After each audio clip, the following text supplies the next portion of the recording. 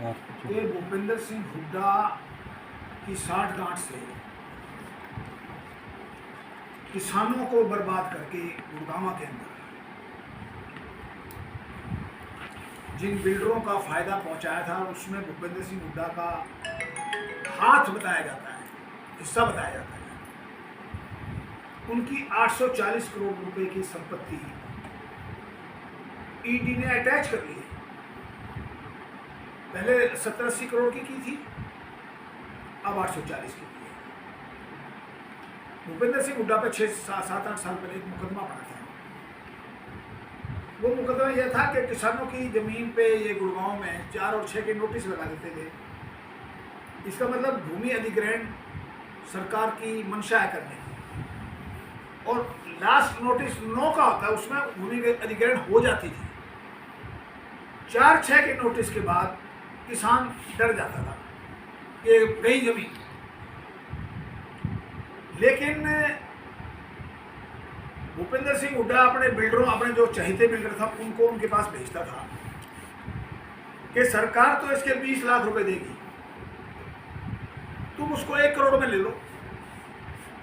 गुड़गांव में इसी प्रकार से खेल खेला गया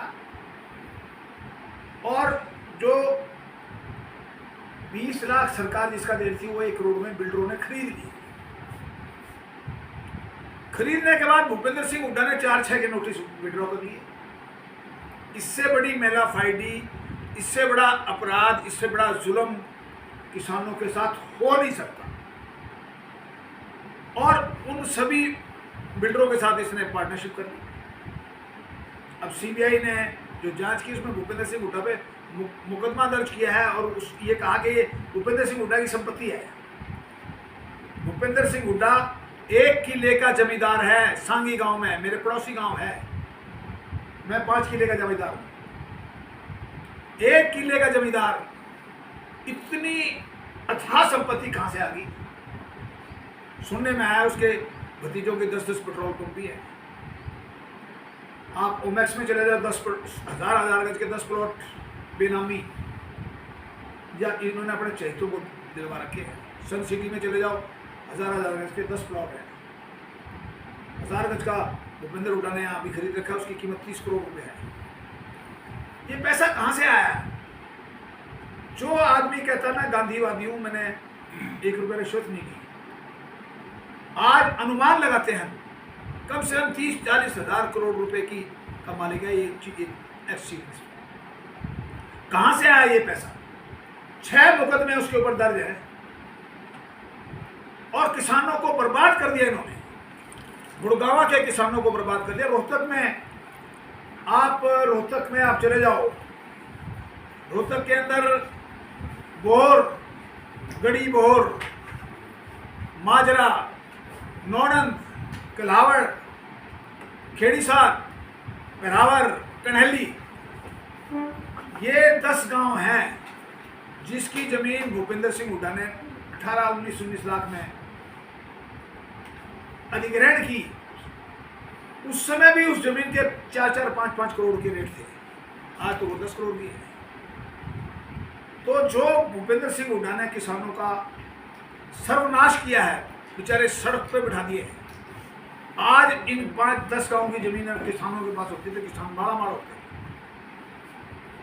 ये इन्होंने बड़ी बड़ी मारुति, अमूल, एशियन पेंट, ऐसी ही बड़ी बड़ी फैक्ट्री दी।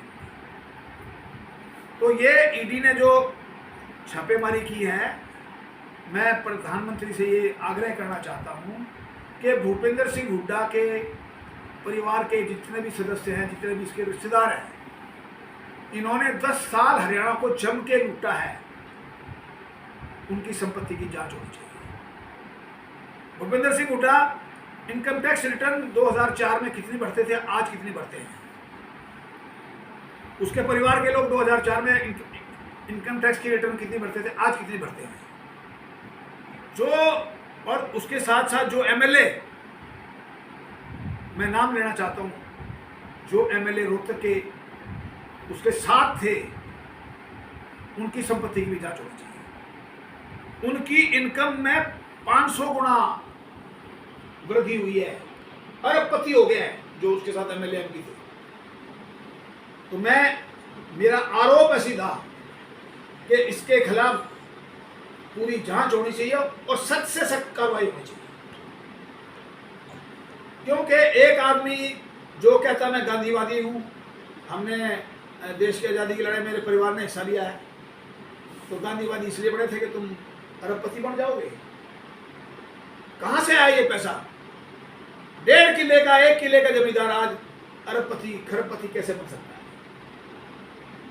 ये बात मैं कहने के लिए आपको बताया था। मेरे से कोई सवाल पूछना तो पूछ सकते।